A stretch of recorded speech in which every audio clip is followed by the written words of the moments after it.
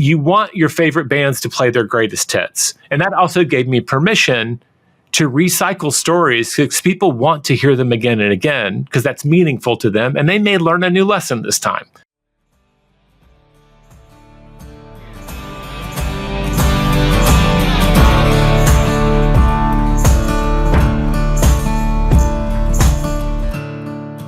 You're listening to the 7-Figure Leap podcast. We're here to leverage rich relationships and smart strategies to take your business to the next level.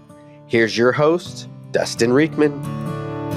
Welcome back to the 7-Figure Leap podcast. I have a real honor today, and I say that sincerely, to have one of my favorite authors, one of my favorite thought leaders, Jay Papasan, joining us today on the podcast. So Jay and I were just recollecting on how we actually met. We actually met last year at Craft and Commerce, the KIT conference in Boise. And we were actually in the same mastermind room together and didn't meet at all there. We was at some random dinner and I saw a few people huddled around Jay. I'm like, I know that's the guy. This is the one thing guy. And so I heard him say to someone about I love doing podcast guesting. It's one of the big things we did to sell so many books. And I kind of had to nudge my way in and say, Jay, that's kind of what I do. I would love to have you on the show. So Jay, a warm welcome to you. I'd love for you just to give people a little more context on who you are if they somehow don't know. And then we're going to kind of have a specialty interview today and talk a lot about podcasting and podcast guesting and its role in your own success. So yeah, Jay, the mic is yours to take us in.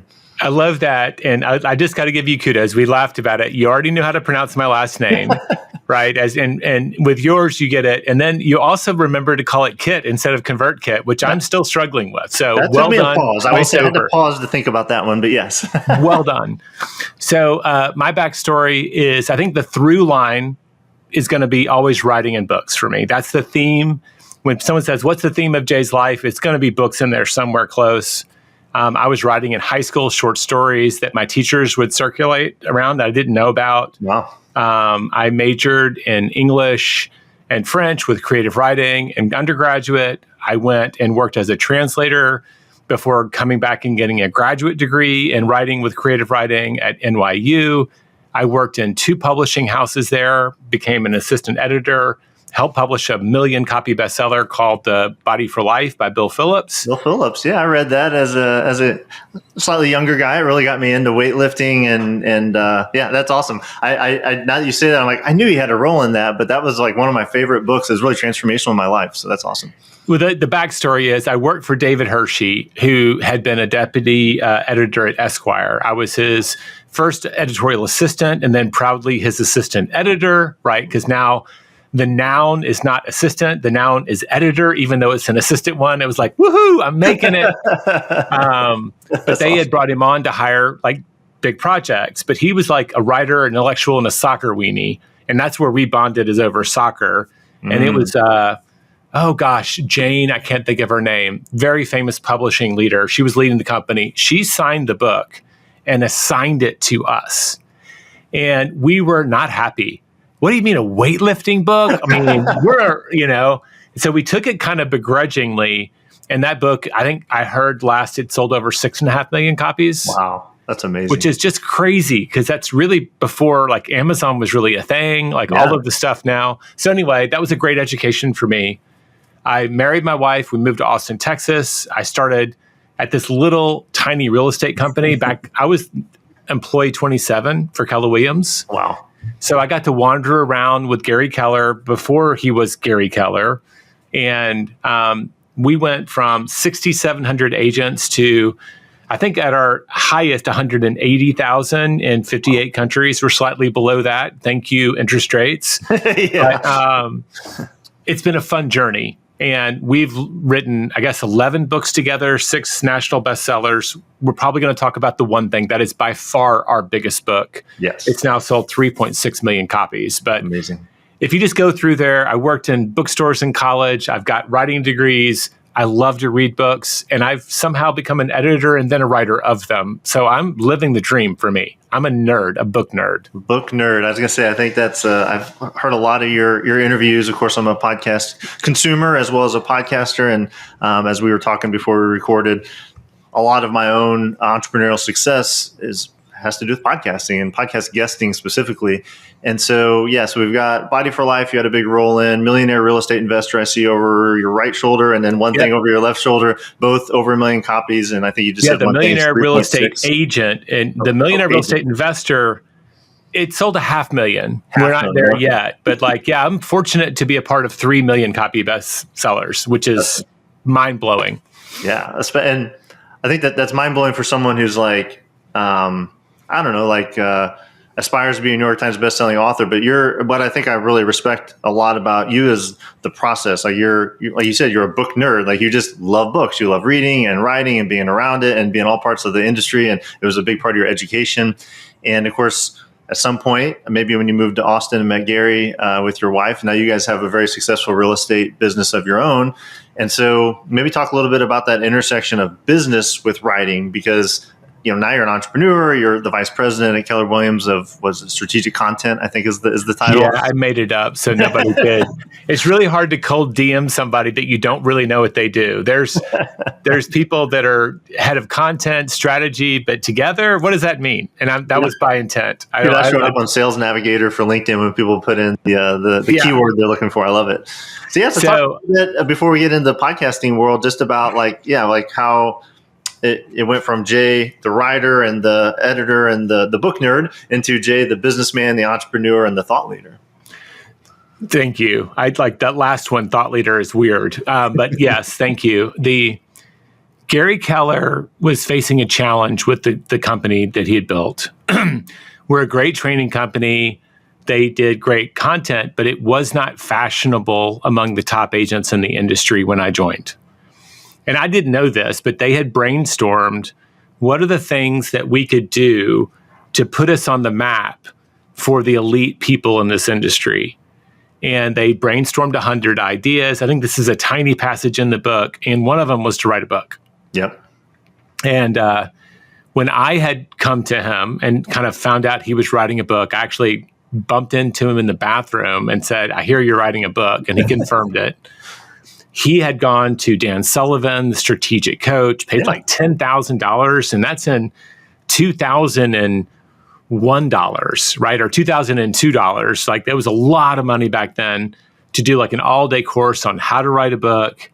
And I looked at it, it was like one giant infographic. And it, Dan Sullivan's smart. Yes. But I was that has got nothing to do with how to successfully publish a book. It had some real wisdom into it that we still follow today, but it wasn't the whole story. And I was like, this is what I used to do. And I'll fast forward because I can nerd out on this a little bit too much. But I'll say this as an entrepreneur, especially if you want any kind of thought leadership. I've got, a podcast that I want to be the voice of an industry, a consultancy, you're a coach. A lot of times startups, one of the wisdoms that I heard, someone gave me the advice is if you're starting your company, take a look at the industry you're trying to go into and identify how it's broken and how you're the solution for it. That's right? Great. Take a provocative angle. And there's just something really validating about being able to say, we or I wrote the book on X. And in the age of self-published titles, it's incredible just how many business books come out every year. It's hundreds and hundreds of thousands, more than you could read in a lifetime. In 1 year, just in business, because there's no barriers to entry anymore. Yep. And that's also why when I started in the industry, the average book would sell 1,500 copies, and today it's 15. Wow. That's 150 maybe. And maybe I'm missing a zero, but it's still once you add up the family, a few coworkers, and a few randos, that's not many books. Yes. But it's more about the volume that we're dividing into to get the average. And we know that there are outliers like James Clear that have sold 20 million and plus, right? Right. So we know what's possible, not what's probable. I don't think that matters. I think that when a business person decides to write a book about their industry, it is a validating thing. And most people will never read it. But when you're pitching yourself as a speaker, as a consultant, whatever, you can say, and we wrote the book. Most busy executives won't get around to that book for a long time. Yep. But they respect the work that goes into it. So we used to teach a class called Business by the Book, where we would talk to entrepreneurs about why they might consider working with a ghostwriter, working with a writing partner to publish a book that would allow them to be a legit voice in the industry. And I'm going to go one more sideways thing because this touches into podcasts. Yeah. And we'll tell the whole story, but like I think it's the end of 2014. And the one thing is really taking off, and I start getting invited onto bigger and bigger podcasts. And we'll go back and tell the story of how that all started. But now it's Pat Flynn, Amy Porterfield, Lewis Howes. And they're like super fans of the book when I'm nerding out because I've like listened to them for years, right? Yeah. I'm kind of starstruck and they're kind of starstruck. And I'm like, what are you starstruck about? And they're like the same thing. But I had a longer conversation with Lewis Howes before he wrote his book.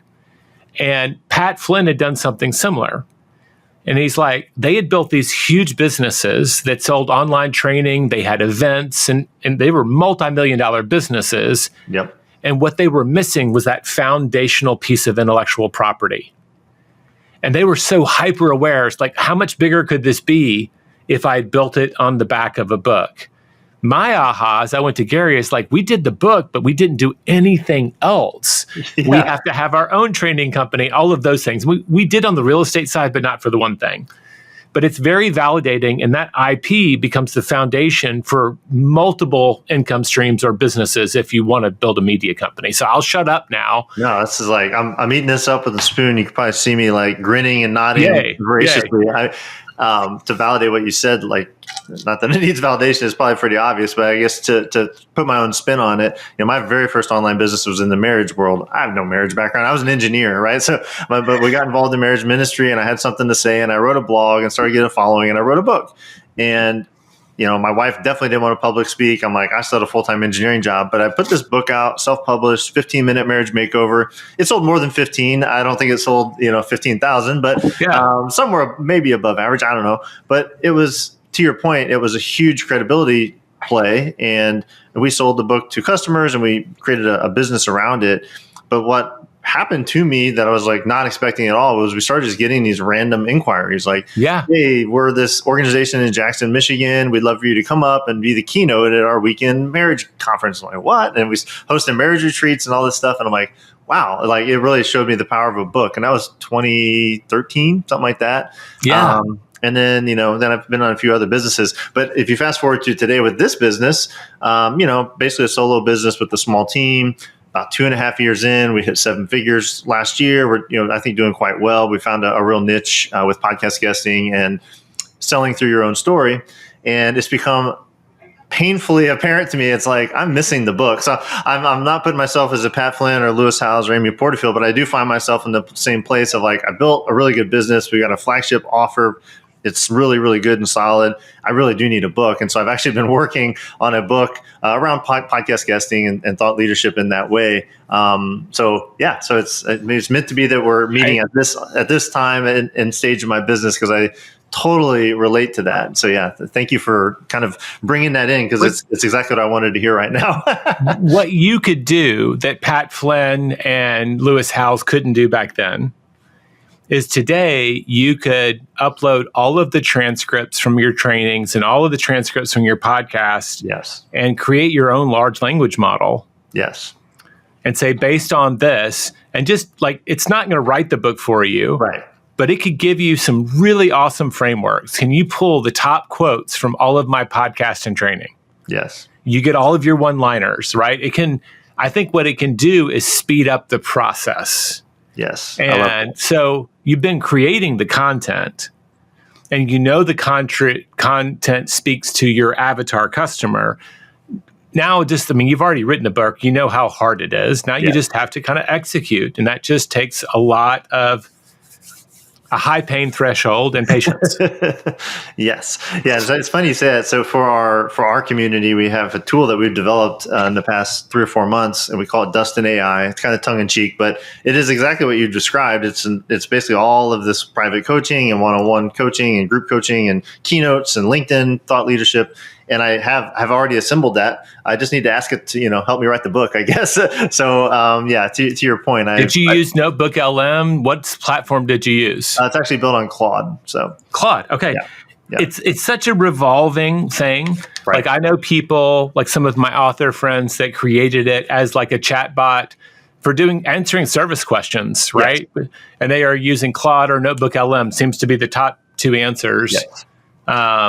But it's incredibly useful as a resource to your people to be able to tap into.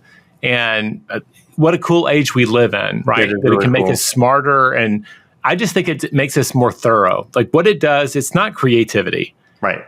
It is brute force that we will never do. Like you would never go back through all of your old coaching calls. Right. Like you'd never do it. Right.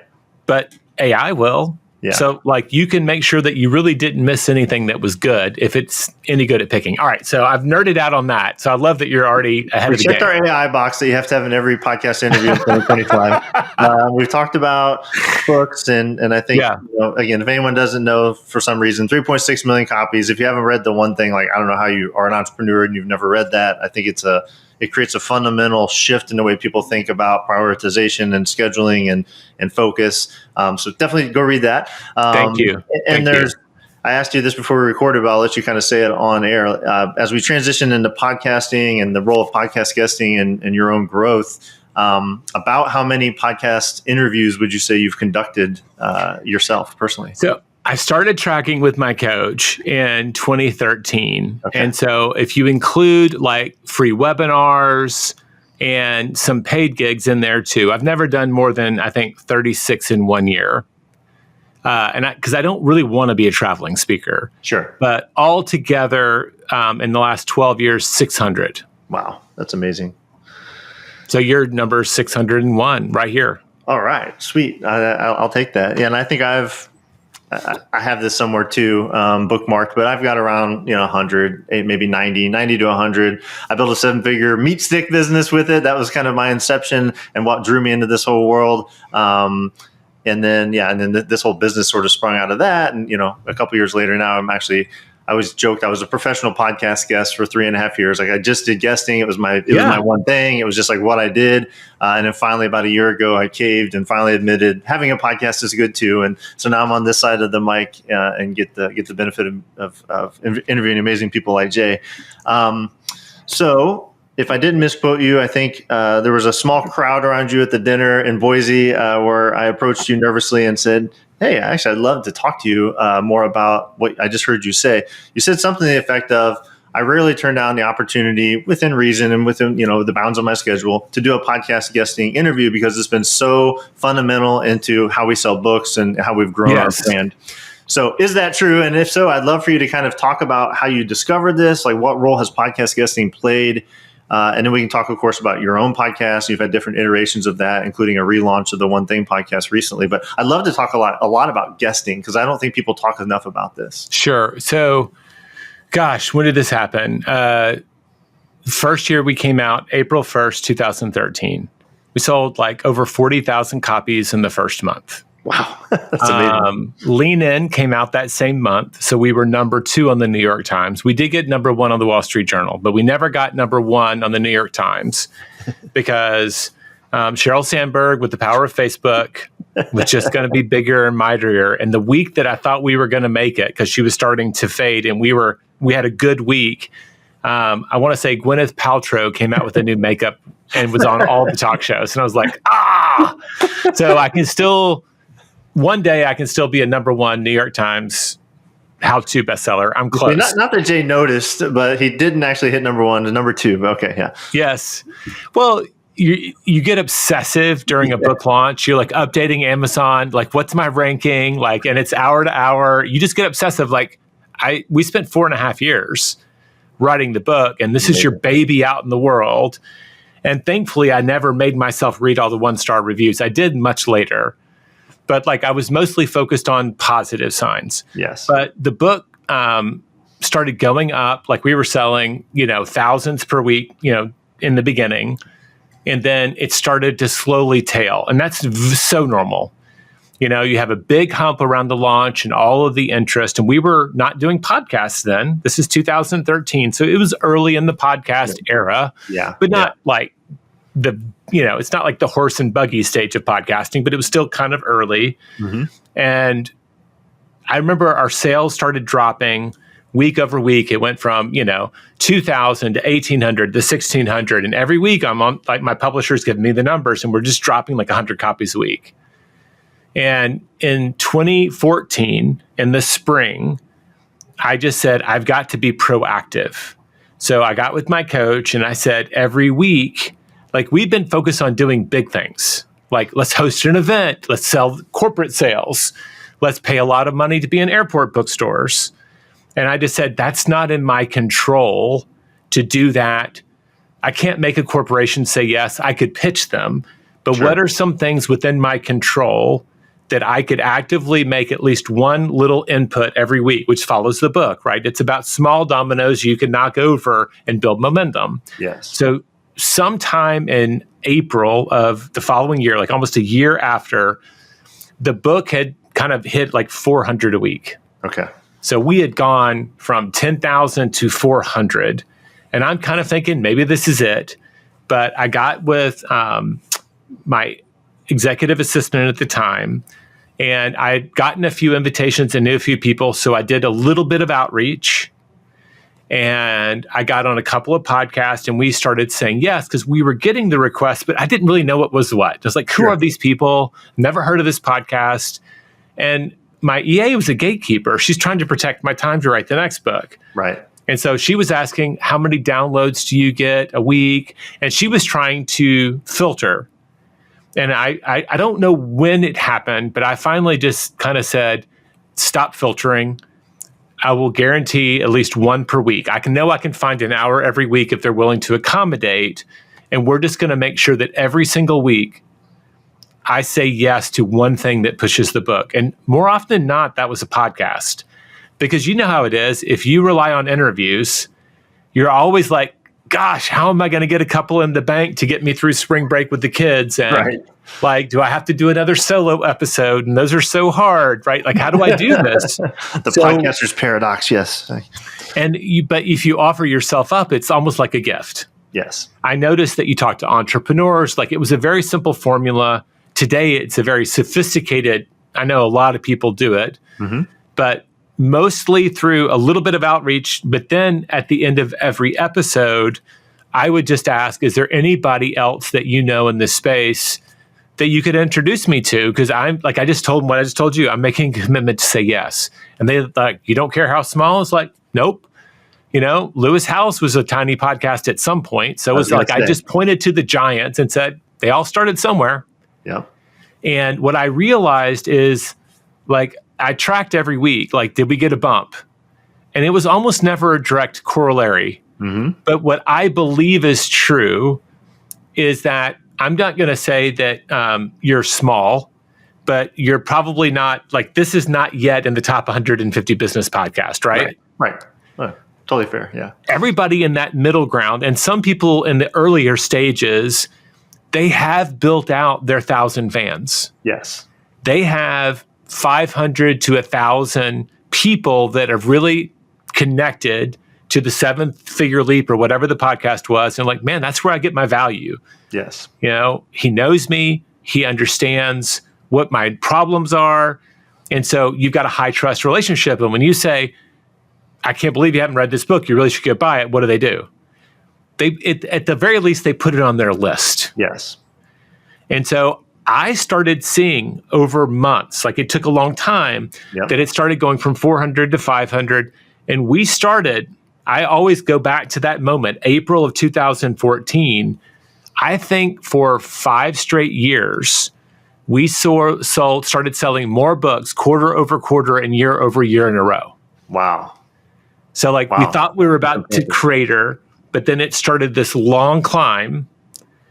And at some point, I think it was COVID that just knocked us off. Sure. We were starting to flatten by then because a 10-year-old book is a 10-year-old book. Yeah. You're heading up into that territory, but it was still selling. And when COVID hit, we were still selling 1,200 a week. Wow. And that's just hardcovers, right? Not the 40 translations and everything else that happened. So you look up and you're like, okay, this matters. This actually matters, but it's like PR. Yes. It's so hard to trace.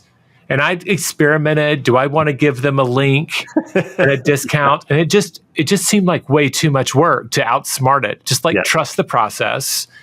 There will be interviews where I learned something.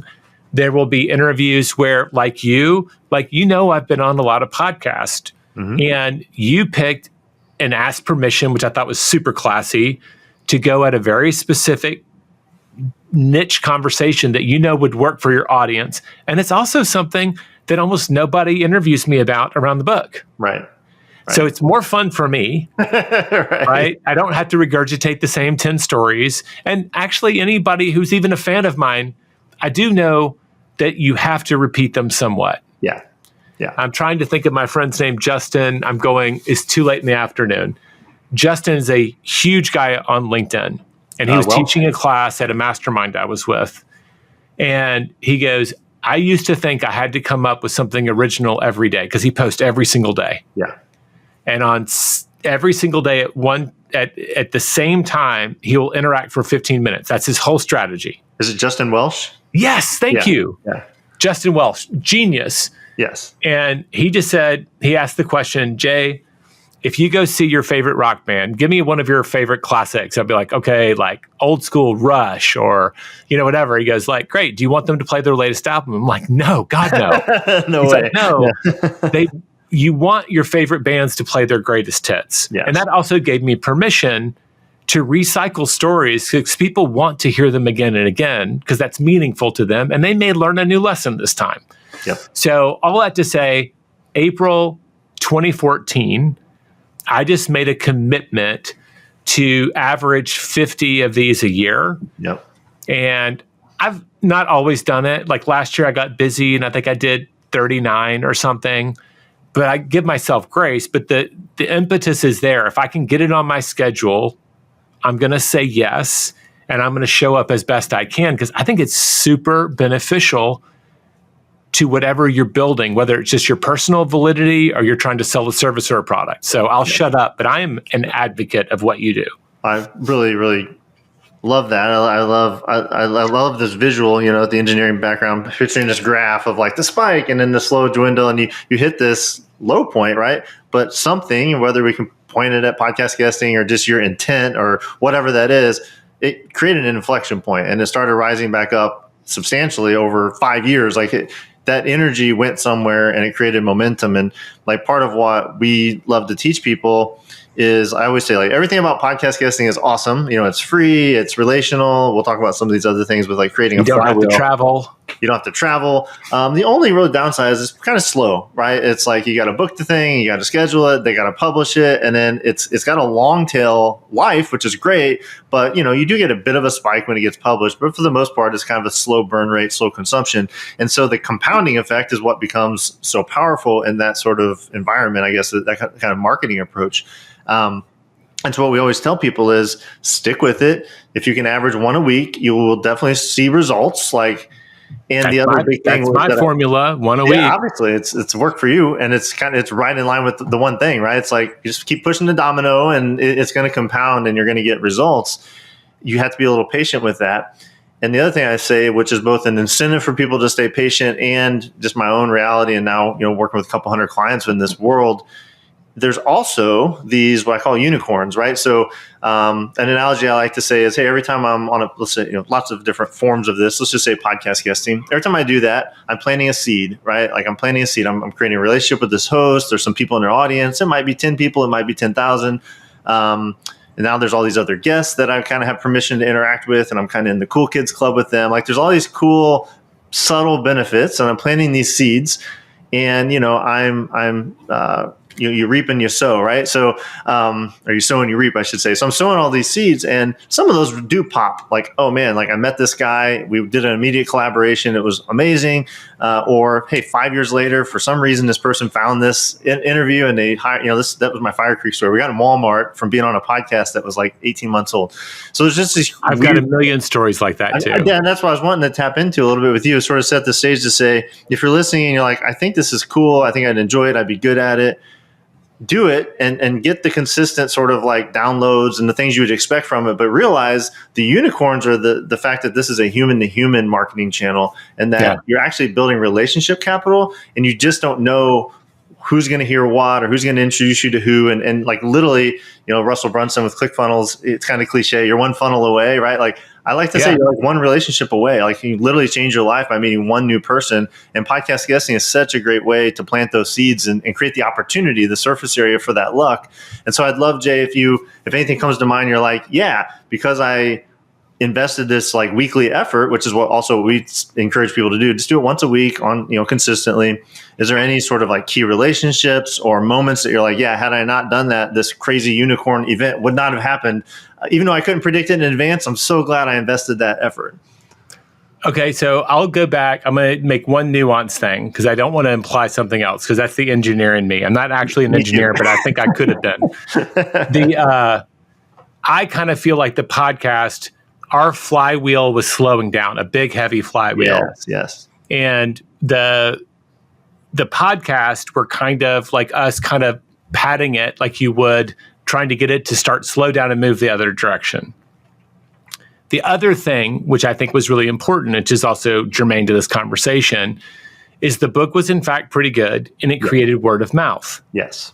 And I also look and say, all those people, that 40,000 people who bought it the first month, how often, unless it's fiction, do you read it the same month you buy it? Right. Our customers often have stacks and stacks of books. By definition, they're too busy. They're like needing help with prioritization. They're probably not picking it up and reading it cover to cover, right? Yeah. And it takes us a certain number of people say, "Have you read this book? Have you read this book?" Where they'll finally move it to the top. So I think the outreach was about 50%, and about 50% was word of mouth. Yes. Finally, all of those people were like, "Wow, I just read the best book," or whatever. And now I'm hearing it from Carly in the office, and I'm hearing this guy on my favorite podcast. And you're like, oh, okay, I now have enough trust to make the investment. Yes. And I do think so. Like, there's this thing that the quality of what you're talking about needs to be good enough for you to have the opportunity to have testimonials and word of mouth out there to create some other social evidence, right? Yes. For people to invest in whatever it is that you want them to do. Yes. So all that to say, I would tell you, we just did an analysis this morning. I had our director of growth, and I don't remember the stats, but I will tell you of all of our lead sources, the ones that yield the most qualified customers for our group coaching, for our one-on-one coaching, and our corporate, they're book leads. I read the book, or I heard the podcast. Yep. And it could be heard you on a podcast. Either way, What happens is they read the book, they heard me on a podcast or the podcast, and they either end up on my email list or listening to our podcast or both, and then they become a customer. So, like, not to overcomplicate it, like those are super validating things. Yes. Yeah, I talk a lot about kind of the holy trinity of book, podcast guesting, or stage, whatever kind of stages is most appropriate. Podcast guesting is obviously a super accessible version.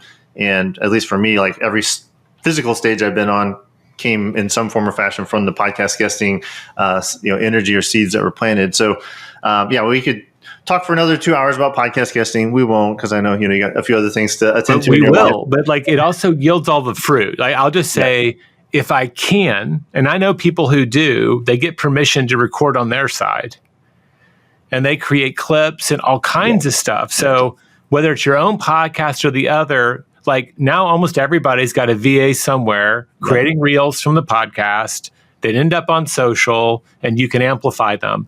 So like, I just say like, it's a heavily leveraged activity. It's a low cost of time. If you're knowledgeable about your subject, it's a low energy requirement, right? Yes. If I'm giving an hour-long presentation, that's 4 hours of work for me. Yes. An hour-long interview, it's about 15 minutes of prep. Who's the host? What's the topic? What's the audience? And sometimes that happens in the warm-up. So I just think, and it lives out there for as long as it's publicly available. So like, I just think it's one of the most leveraged things you can do. And I think Tim Ferriss and James Clear both said the same thing last year in January when they were on the Tim Ferriss show about how important it was to say yes to these. I need to go flag that tape and get. I'll have you guys lined up saying podcast guesting's the best thing. No, I love that, Jay. And he said it was more impactful than Good Morning America. Yeah, and actually, I think it was. Yeah, no. That's my memory, right? That was in January. James Clear was on the Tim Ferriss show, and they did a master class on best-selling books. I made my son, who was my intern, go and because you can't quote the Tim Ferriss podcast without his permission, or so his website says. And I don't really want to tick off. You want to test it? I don't like to test it. But I do think I just said, I want you to listen to this and I want you to have every single takeaway. What are all the things they say we should do? And then we'll go validate them. So anyway, yes, I could go geeky about this for a long time. That's amazing. Well, I do want to turn again. We could talk about podcast guesting forever, but I do want to shine a light on what you're up to right now. Which I believe you said you guys recently relaunched the One Thing podcast. Yes. So coming back to the hosting side of the mic, I'd love for you to tell people what that's about, why they should tune in. Is that to be completely transparent, I didn't know that. I haven't listened. I was listening to some of your guesting appearances. So I'm like really excited because I listened to the previous version. So is it a guest format? Is it more of a thought leader? Is it you? Is Gary involved? I'd love to know a little bit more about what you guys are envisioning for the this new version of the podcast. So we launched the podcast 8 years ago next month. And so we're like on episode 480 something now, weekly podcast. My co-founder, Jeff Woods, was the original host. So I launched that business with him and he ran the day-to-day and Gary and I provided the IP. Right? So that's a long story. We ended up parting ways about 2.5 years ago. And so we tried a couple of other podcast hosts. I was trying I don't really want the job back. Like I helped birth the company. I did a lot of that and I love it, but I want to focus on like my core strengths. But kind of the hesitant CEO, I eventually became the CEO of the company and I just started working backwards from when I knew I could say yes to it. I had to earn the right to say yes. But in November 11th of 2024, I had been preparing for a few months to relaunch it. Okay. And so our audience had been diminishing since my co-founder left because they were attached to him. He was fantastic. Yeah. Okay. Just fantastic. And it just hadn't worked. And then we were running the same play. A couple of one out of every 7 or 8 would be just the 2 co-hosts teaching a lesson, kind of like a solo episode. The rest were interviews. And I could get Jamie Kern-Lima. I was getting Will Guidara. I could get some pretty good guests because they're people in my masterminds for authors. Yes. But it wasn't making a difference. And so I was like, okay, this is top end of the funnel for this business. And I'm in charge of it now. I need to take ownership. I need to get out from the shadows and into the light. And I did 50 customer interviews. So I give credit to Tim Grahl. I don't know if you went to his workshop or not. I did not make it to his workshop, but I'm a big fan of Tim's work too. Yeah. I love Tim Grahl, runs StoryGrid. Yes. He was trying to fix his funnel. Yeah. And he opened up his calendar on his podcast and said, I'm opening it up for 50 one-on-ones. And he just interviewed people. What do you like? What do you wish we were doing? And I did the same thing. He gave me the play. I ran the play. My poor chief of staff / EA Carly, it was painful for her to try to find 50 appointments in a very short period of time for me. But I learned a lot. And what they told me was everybody who shows up on the podcast is on 10 other ones because they're launching a book. Mm-hmm. They don't really care about that anymore. If they're going to be on the podcast, they want to hear about the One Thing. It's I'm listening to the One Thing podcast because I'm trying to live it. And it's not complicated, but it's really hard. Yep. And so They wanted it shorter, and they wanted it to be focused. And so now I just say I've done about half of them are solo, which is just me taking a narrow topic and doing about 15 minutes before the break and 15 minutes after, where I try to keep them all around 30 minutes, which everybody says, I love it. Before I started, we looked at our stats. 80% of people were dropping in the first 7 minutes. Wow. So they were listening and deciding, is this an episode I'll actually complete? And they'd wait long enough to get past the pre-roll ad and then hear what the podcast, and they were making a decision, yes or no, right there. And so we brought in a podcast producer, and she coached me. We're not going to do any preambles on air. You're not going to, let me tell you, we just did this, so I feel bad. But let me tell you the backstory. It's like, this is an audience that you will get to that story, but you're going to start with something that actually captures. So we'll go back and record the intro, and we'll design it to get people to that first hook. Yes. But she's like, start over. I once did an hour-long solo recording, and I said, how did that go? She goes, I think we can salvage 5 minutes. And I was like, oh. Brutal. But, I appreciate it. I appreciate it, right? I was like, that's good advice. So we've kind of now, when I bring on a guest, I'll just say, hey, you're familiar with the one thing. If you're not, that's my job. Normally, I think you're used to people asking you questions, but I'm going to participate too. But I'm going to be taking your ideas, which the one thing idea is infused in every success story. It's so easy to find. Yes. And all I'm going to do is pull that thread out. It sounds like you're lining up your dominoes. It sounds like maybe you're time blocking, right? We call it a time block. You're making an appointment with oh yeah, that's exactly what I do. All I'm doing is doing that. And now 80% of people are listening to the end. Wow. And so we saw about a 40% uptick in the first 30 days in audience. So, yay. This is like an April 2014 story. I've been watching it decline since Jeff left, and now we're starting that. But we have a new formula, and there's a great essay by Tim Ferriss that was forwarded to me where he wrote the new rules for podcasting. He took 3 months off, I think, where he was just running the best of, and he just thought about it. And he even said, no more book launch interviews unless it's a good friend, right? Right. So he hit a few of those notes, and it was very validating. It's like, oh, wow, we reached some of the same conclusions, because people want something fresh and they want it on topic for the thing that they're there for. Yep. I don't know. That's where we are. We're only 60 days into it. Yeah. I'm just barely hitting my stride. But I feel more confident, and I've got more process now about how do I pick a topic? How do I shape that into about 20 to 30 minutes of content? How do I interview someone in a way that honors why they're there with the win for them? Right. They're giving us their time and knowledge, but also make it a win for our audience. And the truth is, if I invited you on the One Thing podcast, you don't want to disappoint the listener. Right. So we'll find a way. Two things can be true. We can be making them happy and also reaching your goals. Yes. Yeah. Total win-win relationship, or win-win-win, where it's good for you, it's good for the guest, it's good for the audience. Yeah. I love that. And congratulations on the relaunch and the thoughtfulness that went into that. And despite the way that we recorded the opening here, one of the things that we like to do, we have a very talented producers, they will pull those quotables out, put them in the beginning, and get the hook. As soon as it came out of my mouth, I was like, "Oh God, it sounds like I'm criticizing this podcast." No, you're I'm kind not. of horrible at this. We learned this is the wrong thing. No, but we do that edit. We pull the things up because I totally agree as a listener. And Nathan Barry does a great job since he's rebranded his podcast. Man, it's so good.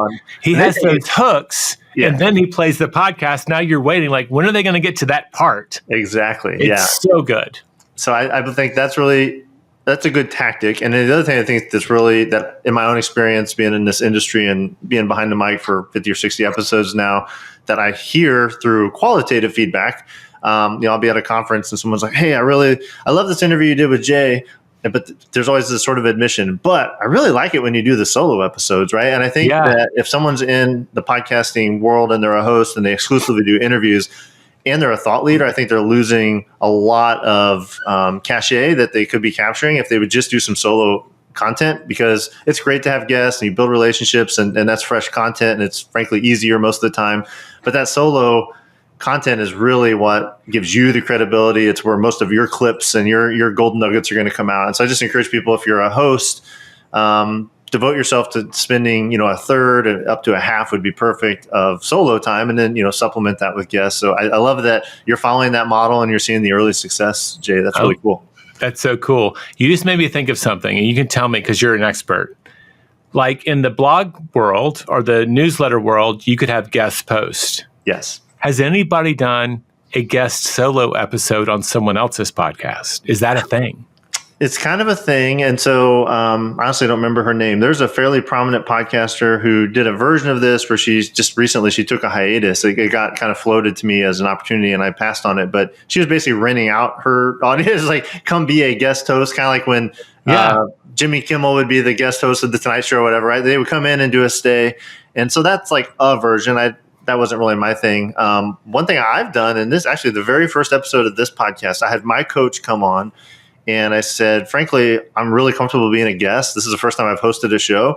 And so our very first episode is her interviewing me. So I'm the guest on my own show the very first time. And it was like so good because, she got me emotional. She was asking me, we dug into my values and my backstory. And she's really, really just a talented interviewer. And then our 1 year anniversary, she came back and hosted again with me in the seat talking about the year in review. And so we got this tradition so cool. to do. So I think that sort of thing. I had my coach on the 4th episode I launched on. Okay. And he's great because we meet every week or every other week for years. So we have all of this history. Yes. And he asks great questions. So it makes me, if my wife won't do it, but if I got my wife behind the mic, she might make me cry more. But Cassie, my coach, she's a master at getting me deep, right? And drawing out some things that get beyond the surface level of like why we do what we do. And on this show, we did this sort of through the story of podcast guesting today, but a lot of the emphasis I like to have, just talk a little inside baseball on podcasting, is I really like to get into like, why are you the way you are? Like, what drives you? Why are you an entrepreneur? Why do you do the industry that you're in? And I think that makes it unique, even if someone's kind of on there to talk about their book or whatever. Yeah. We try that. What your audience wants. I love that. Yeah. So I'm trying to think of the guy at Craft and Commerce. He was the speaker coach, Mike, and it starts with a P. Mike Pacquione. Yeah. He's a friend. Yeah. I was in a workshop with him, and I don't want to take it off of my screen, but I've got a green sticky note. Yeah. That was my takeaway from, he did a little mastermind session at, we were at Mo Bonnell's mastermind. And he just said, when you're on someone's podcast guesting, a great phrase to bring in is maybe you. Have you heard this? I don't think I've heard this. Yeah, please elaborate. And then I have my own little Mike story before we close. So okay, great. I just this is like, given the topic of guesting, like this is something that was so important. I have a Post-it note to try to get me to remember to look for opportunities. I really am better at it in my solo. Yeah. Because there's more opportunities. But maybe you're listening to this and you're thinking, but how would I manage to do a whole podcast every week? Or maybe you're wondering but what will my family think when they hear that podcast, right? That maybe you is like a pattern interrupt for the listener. They're out kind of multitasking. Yes. They're vacuuming, they're driving, mowing the yard, jogging, whatever, and they're listening, but it takes a little bit of a pattern interrupt. And that may be you as you reaching through the microphone to the audience. And I was just going through this with Carly. We were doing prep, and she's like, why do you do like the threes or whatever? I just said I don't know everything about the listener, but I was like, maybe you struggle with consistency. Maybe you struggle with focus. Maybe you don't know what to focus on. Like 3, there's power in 3s. And if you know your audience, you kind of know one of those is going to hit home. And that's all that matters. But now you've got them re-engaged. So I just thought that was some of the most brilliant advice. And now I hear the Mel Robbins and the world, oh, wow, they use that word. What are they doing? So anyway, that's me nerding out one last time on you. Sorry. So good, actually. And I can't remember. I just had this conversation. I'm hosting this big summit. So I've had 35 interviews in the past 8 weeks. It's insane. Oh, wow. Yeah. But one of the conversations came in about if you're doing a podcast interview, and I'm totally guilty of this today. I'm kind of a fanboy of Jay, and I'm just like I'm really in tune with Jay, and I'm like have a connection. I want to hear him well and respond to him. But they said if you do really well, you're actually speaking to the audience. And that can feel weird to the guest. So a way to do that, and I don't remember, the phrase wasn't maybe you, but that's the one I just wrote down and circled 3 times. But the idea when you say maybe you, I'm not talking maybe you, Jay, I'm saying maybe you, listener. And so it's inviting them back into the conversation after they zone out. And so I love that. That's such a great device to use.